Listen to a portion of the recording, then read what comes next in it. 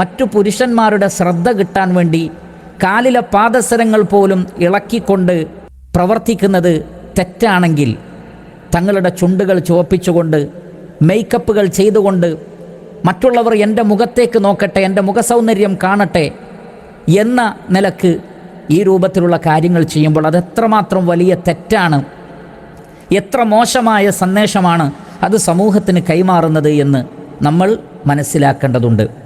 അല്ലമ ഇബ്നു കസീർ റഹ്മത്തുള്ളാഹി അലൈഹി അദ്ദേഹം ഈ ആയത്തിനെ വിശദീകരിക്കുന്നിടത്ത് അദ്ദേഹം പറഞ്ഞു, കാനത്തിൽ മർഅത്തു ഫിൽ ജാഹിലിയ്യത്തി ഇദാ കാനത് തംശി ഫി ത്വരീഖി വഫി റിജ്ലിഹാ ഖൽഖാലുൻ സാമിതുൻ ലാ യുസ്മഉ സൗതുഹു ളറബത് ബിരിജ്ലിഹാൽ അർദ് ഫയഅലമു അർരിജാലു തനീനഹു ഫനഹല്ലാഹുൽ മുഅ്മിനീന അൻ മിസ്ലി ദാലിക്.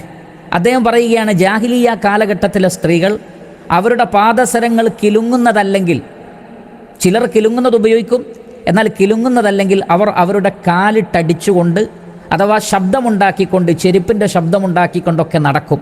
എന്താണത്? ഞാനിതിലെ പോകുന്നുണ്ട്, ശ്രദ്ധിക്കൂ എന്ന് മറ്റുള്ളവരോട് പറയുകയാണ്, അല്ലെങ്കിൽ അങ്ങനെ ഒരു മെസ്സേജ് കൊടുക്കുകയാണ്. സത്യവിശ്വാസിനികൾക്ക് അല്ലാഹു അത് വിലക്കിയിരിക്കുന്നു.